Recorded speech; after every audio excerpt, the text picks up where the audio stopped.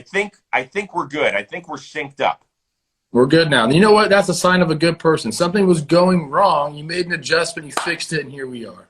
Yeah, okay. Thank you to everybody that was in the chat for letting us know. Plouffe, great job producing, letting me know that something was going on. And with that, I officially want to welcome you to take 2 of the Wednesday edition of Baseball Today, presented by our good friends at Dugout Mugs. I'll be able to tell you exactly how you can win some free stuff from Dugout Mugs. You should be putting that water in your Dugout Mug, by the way, when I'm talking about it.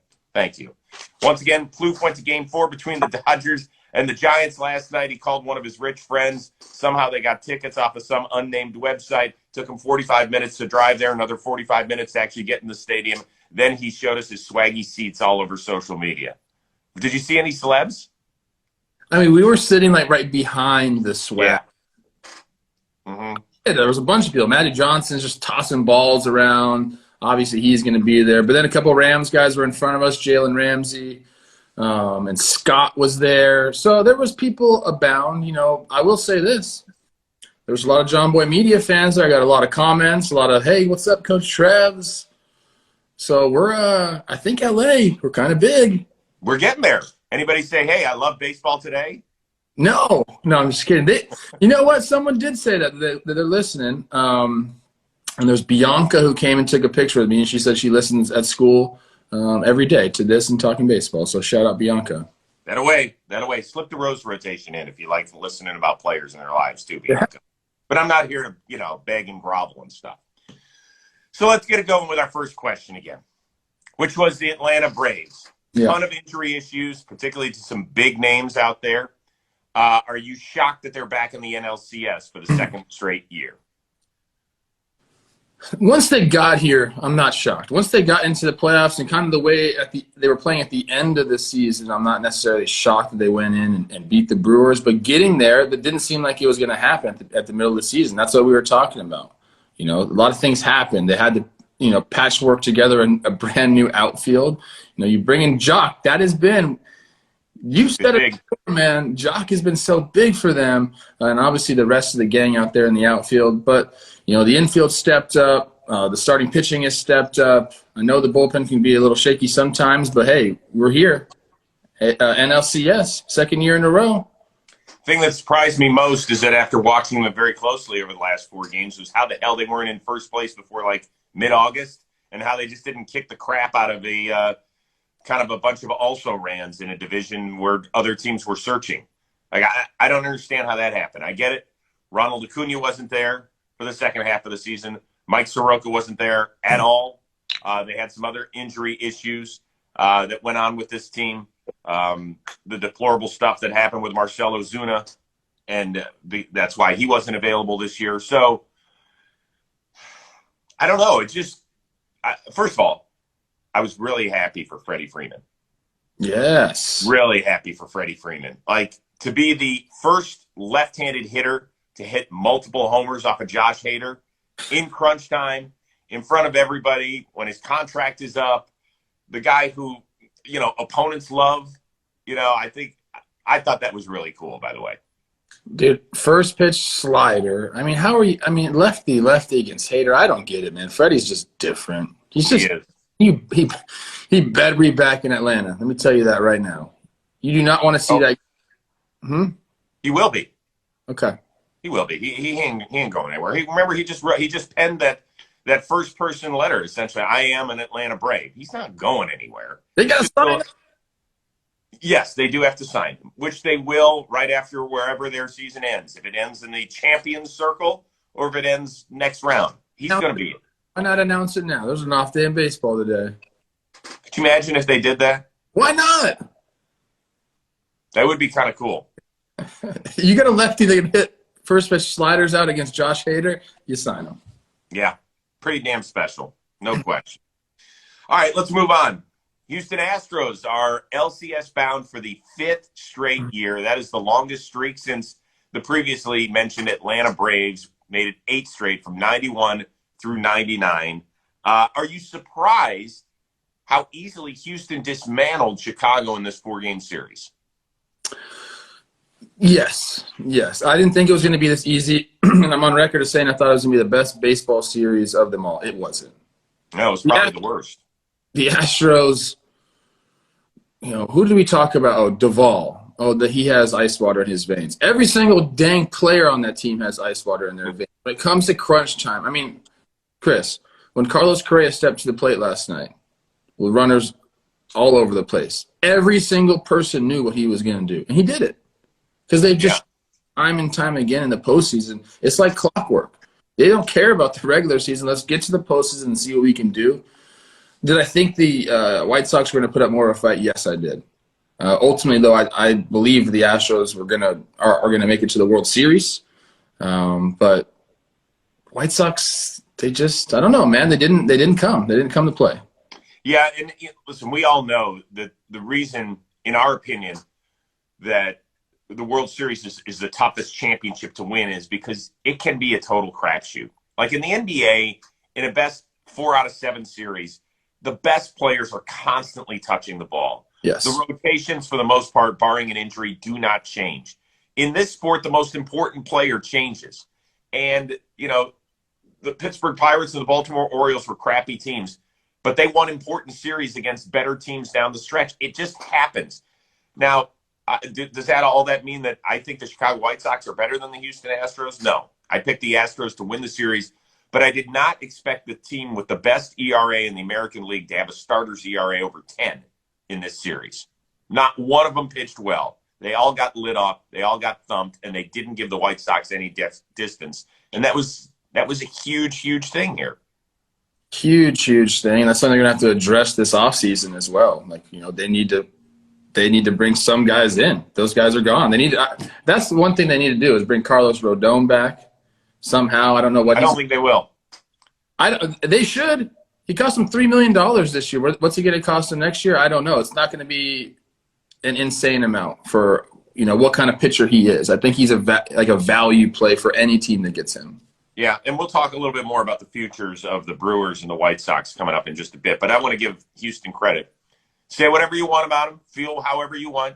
And by the way, I got a lot of pushback yesterday about the Astros. And, you always talk about how people should just move on. No, you can be pissed at them. You can still be pissed at them. But if you're not going to recognize how talented they are, then I think you're not watching the games. I mean, they weren't cheating yesterday in Chicago. Sorry, folks. They just weren't. What they were doing was hammering the ball all over the yard. In a hostile environment, they just went out and put a beating on the White Sox. They sent them home and said, just go. Just get out of here. Yeah. And once again, you don't have to like it. I don't have to like it. But you have to look at it and say, they're damn good. It's that simple. They're very good. All right. Once again, today's edition presented to you by Dugout Mugs, as it will be throughout the entire playoffs. They're giving away free products for the entire month of October. All you have to do, take one of your favorite Dugout Mugs, which are really cool and engraved, by the way. Take a sip. Post either a video or a picture. Tag Dugout Mugs. You get a chance to enter a free Win Something sweepstakes. So it's really cool. The knob shot, we love the knob shot. You can get this.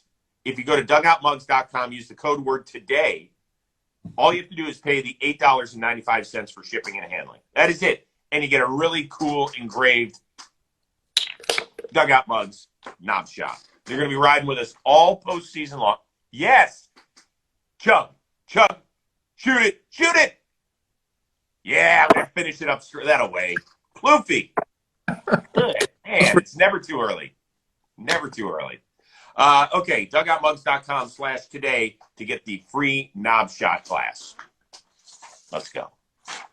Continue on. The Dodgers with Trevor Plouffe, watching them. They did not get nervous with Coach Trev in the stands. They end up forcing a decisive Game 5 in San Francisco. Most important storyline for you through 4 games so far is what? I think it's the lack of offense from San Francisco. Like, they got to score runs. Like, they can't put that much pitching staff when you're facing the Dodgers, who have an insane lineup. Like, you got to come out and hit. I think they've scored, 8 total runs or 7 total runs in the series so far? Yeah. That's kind of been the biggest storyline for me. After the game, I did catch up with my buddy, JP Martinez. He's the assistant pitching coach. Went and talked to him for a little bit.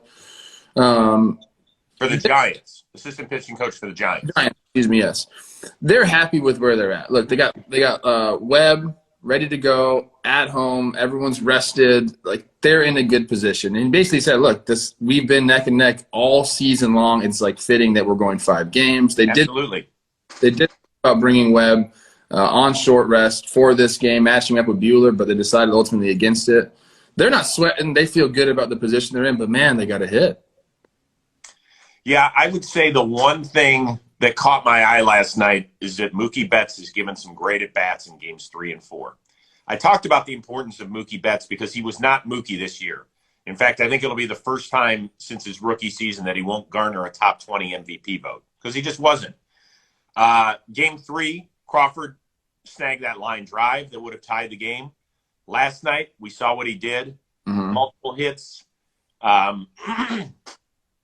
Stars come out.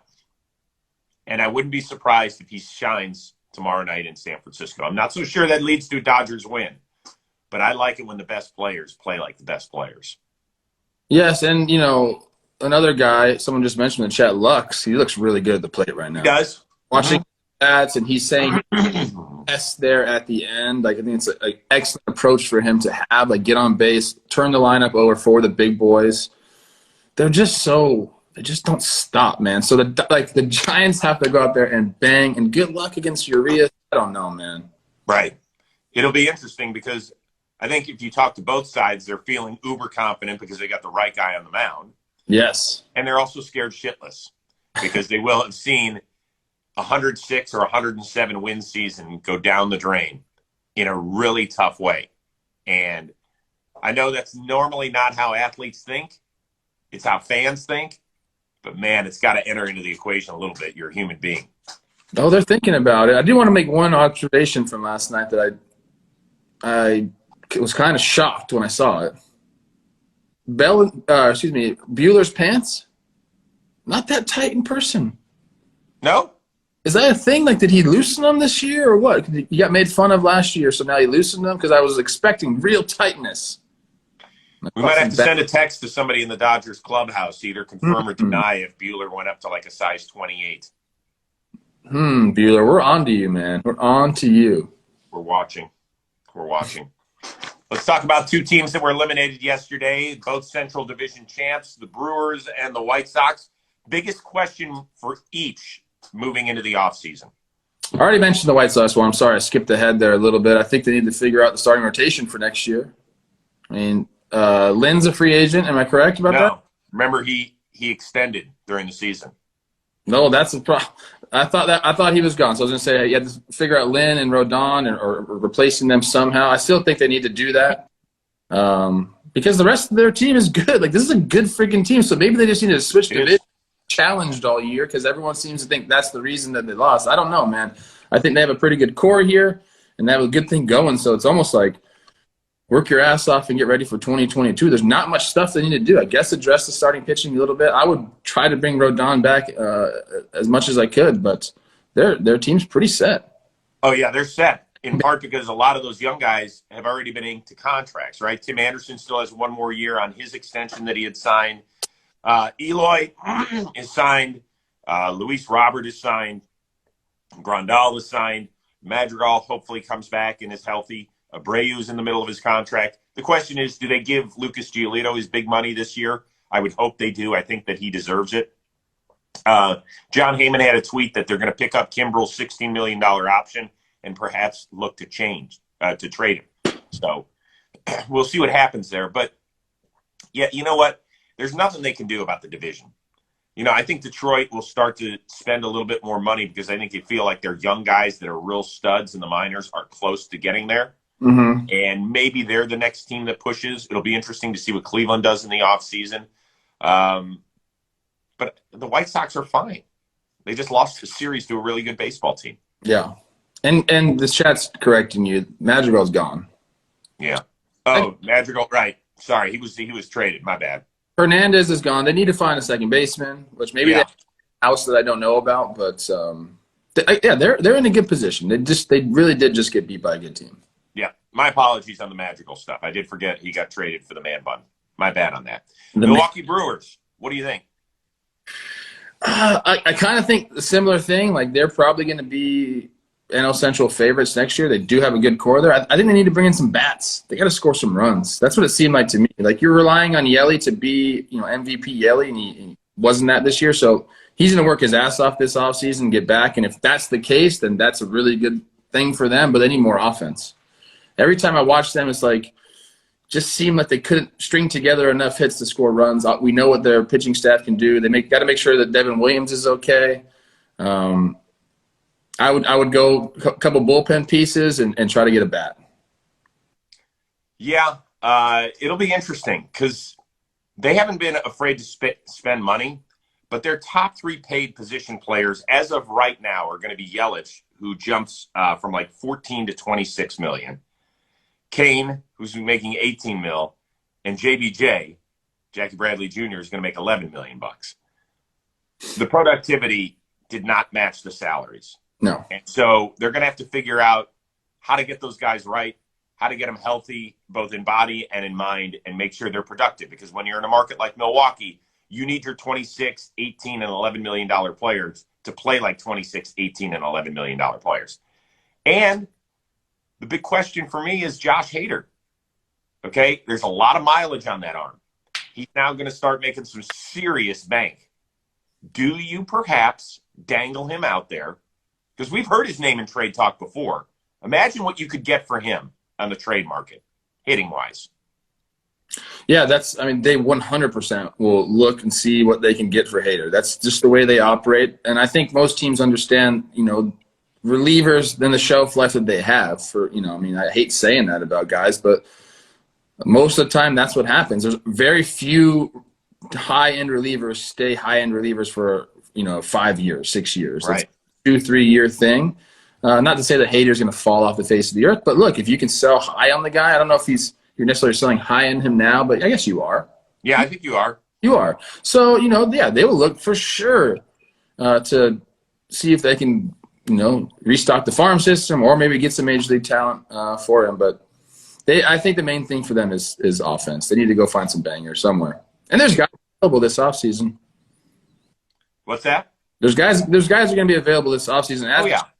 Now, Willie Adames, a trade guy who they didn't even really expect to be the center of their offense, was the center of their offense. I know, but he was terrible. He gave some terrible at-bats in the playoffs, unfortunately. Yeah. It just wasn't right. It didn't look good. All right, last thing. Jimmy and Jake went big time on us. After the Brewers-Braves game, they had a live stream on Bleacher Report, and it looked like they really cleaned up the office and cleaned up themselves. Should we be giving them shit or props for the way that they went all hoity-toity on us? I'm actually happy. I like when the office is clean and everyone looks nice. We're a nice professional company. I didn't get to see it, so I don't know. Chat, sound off and tell me how they do. Were they still being themselves emotionally? Were they still using their personality, or were they more robotic? I don't know. Did you see it? I watched a little bit of it. I kind of had moved on to the Dodger game, but I listened. I don't think it was the same as when we see them on our streams, but they did great. Listen, they're awesome at what they do. It's a lot of fun.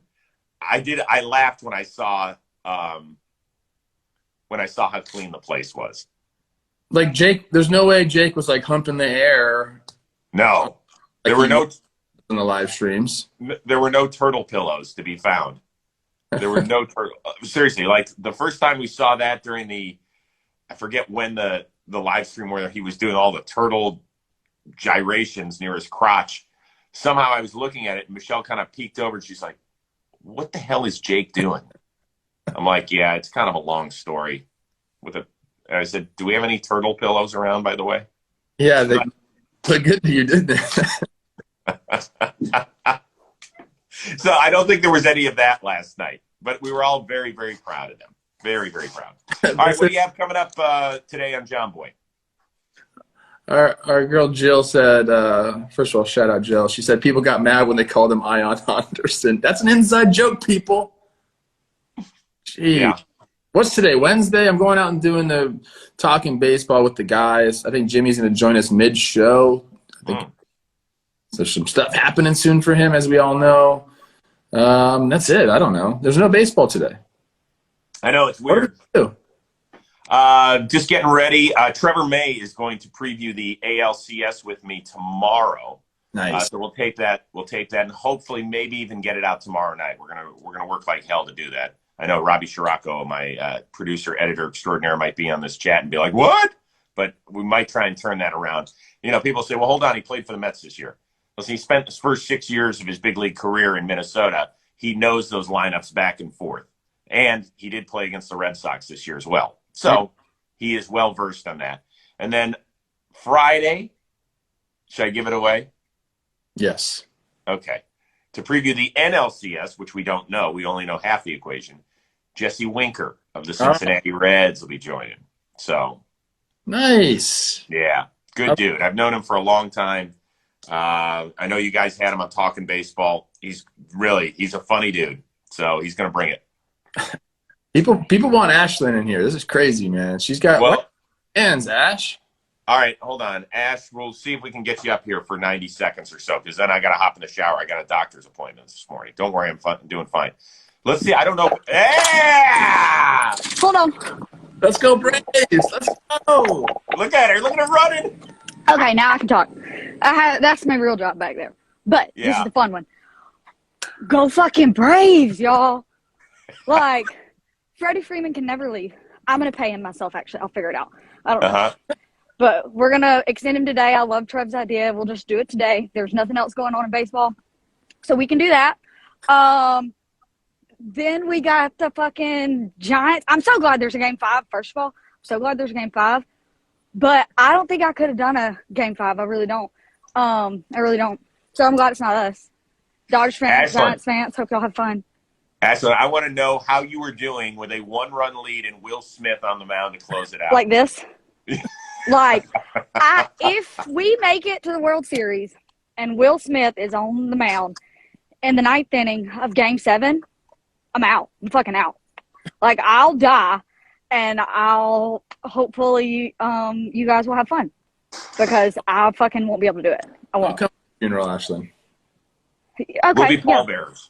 Yeah, be pallbearers and just like stream the hopeful championship celebration. Hopefully they win, and it'll be worth it.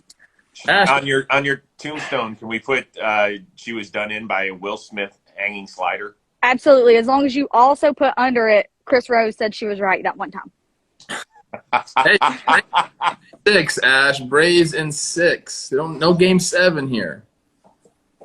I'm good with that. Because I think it would take 7. Because I picked Braves. I picked Braves Astros too, but I think it takes 7. Okay. Which is fucking stressful. All right. Are you okay?